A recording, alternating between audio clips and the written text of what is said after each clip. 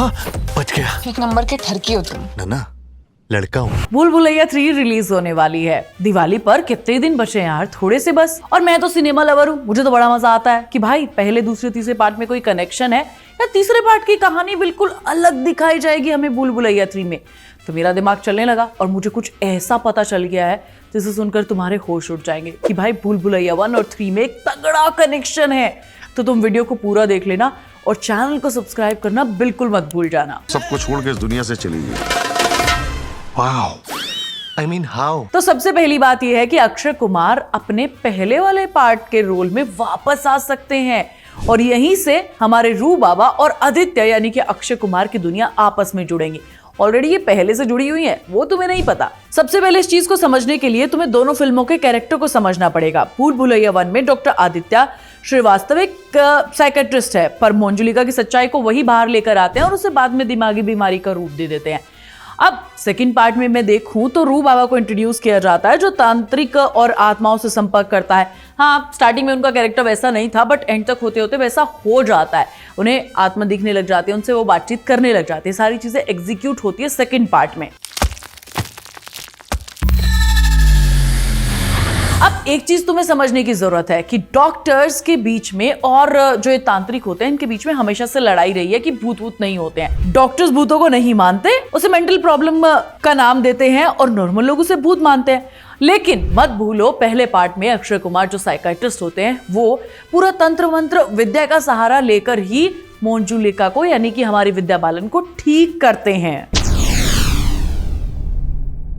वहां पर भी उस चीज का सहारा लिया गया था। यहाँ तो अलग अलग विश्वास के बारे में बात नहीं होगी। यहाँ अक्षय कुमार कार्तिक आर्यन की मदद करने के लिए आएंगे। आदित्य का कैरेक्टर विज्ञान की मदद से आत्माओं से बातचीत करेगा। मंजुलिका बेसिकली उससे छुटकारा पाएगा और हमारे रू बाबा तांत्रिक वाला अपना पूरा फंडा अपनाएंगे और उसके थ्रू मंजुलिका को पकड़वाएंगे।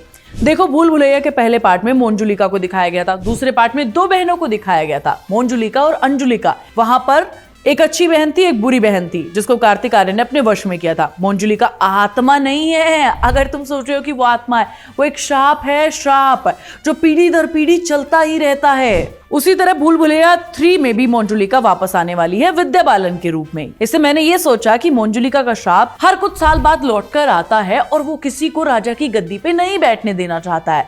उसका अपना एक इतिहास रहा है। शायद वो राजा से प्यार करती थी, राजा को देखते ही उसे खुन्नस चढ़ जाती है। पहले पार्ट में भी हमें कुछ वैसा ही दिखाया गया था। अगर तुमने एक चीज नोटिस की हो तो ये सारी चीजें ना, ये सारी की सारी कहानी हवेली और राजा की गद्दी के आसपास घूमती है। पहले पार्ट में हवेली इंपॉर्टेंट थी, दूसरे में भी, और तीसरे पार्ट में भी हवेली और गद्दी को बहुत इंपॉर्टेंस दी गई है। बेसिकली सारी कहानी राजा से शुरू होती है।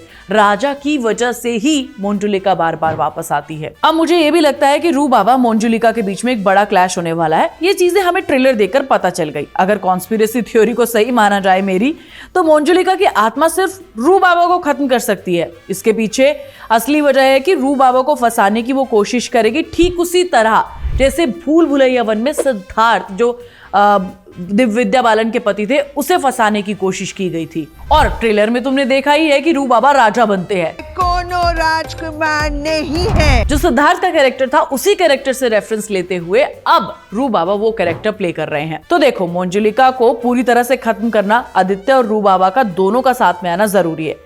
अगर ये थ्योरी सही रही तो भूल भुलैया 3 में हमें एक बड़ी लड़ाई देखने को मिलेगी, जहां आदित्य साइंस और रू बाबा अपने तांत्रिक विद्या के साथ मंजुलिका को खत्म करेंगे।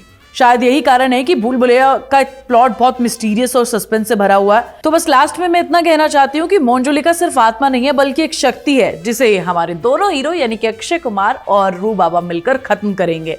कुल मिलाकर मंजुलिका का श्राप, रू बाबा और आदित्य का कनेक्शन, थ्योरी मिलाकर एक बढ़िया स्टोरी बन रही है। मुझे तो यार बड़ी मजेदार लगी ये पूरी कनेक्शन और ये सारी चीजें। तुम्हारी अगर कोई थ्योरी है तो मुझे कमेंट में जरूर बताना।